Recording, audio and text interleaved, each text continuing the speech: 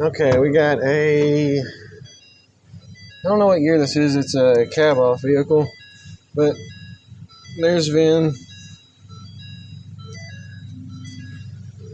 This is a Buncombe County school bus, which was not properly put together.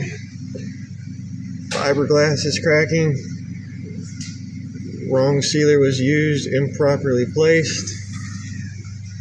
I mean, this seal would work, I guess so, but that's not correct either.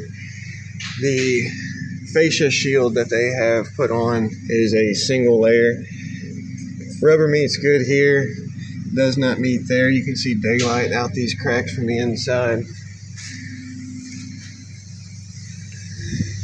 Weather stripping is not laid properly. I don't know if the camera's going to give justice, but there's an air gap through the top.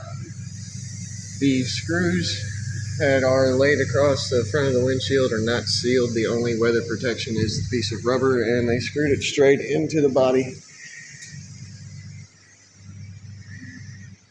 The original drip edge for the truck is still attached. They didn't trim that. Where my finger's at, straight through there, you can see daylight. You can see daylight through this crevice. You can see daylight through here.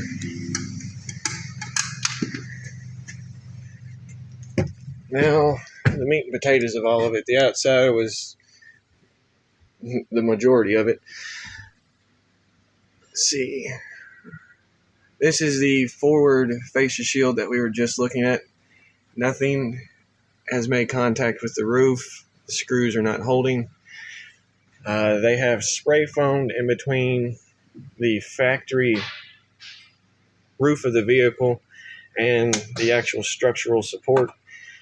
For reasons unknown, they have beat the metal. They didn't trim nothing.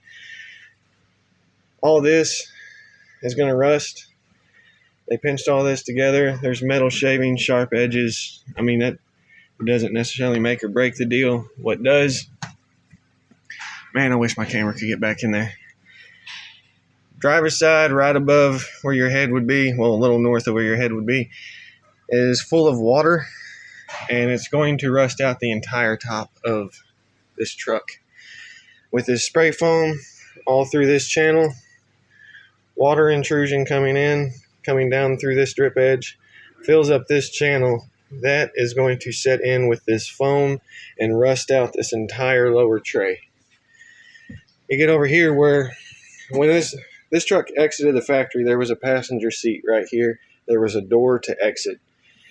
They have cut the A-pillar, and they have not made it structurally sound at all. I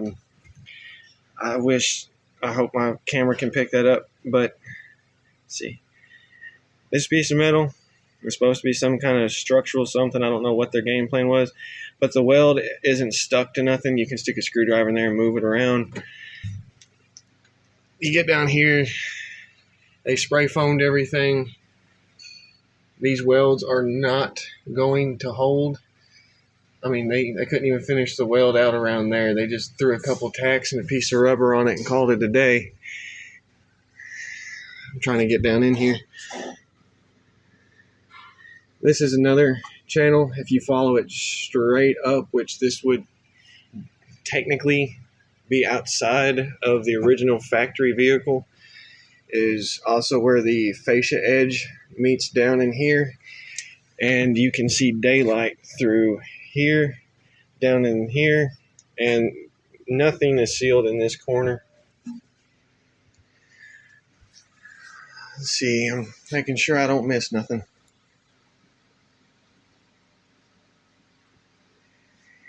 In my honest opinion, this bus needs a redo.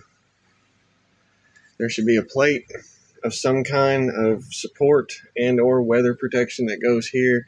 This needs a proper sealing. It needs to be properly sealed above the A-pillar on both sides of this vehicle. The actual fiberglass chassis needs to be inspected due to cracks over a load-bearing section of the top. For what this vehicle cost and the mileage that is on it, which I'm going to show. 1,317 miles. And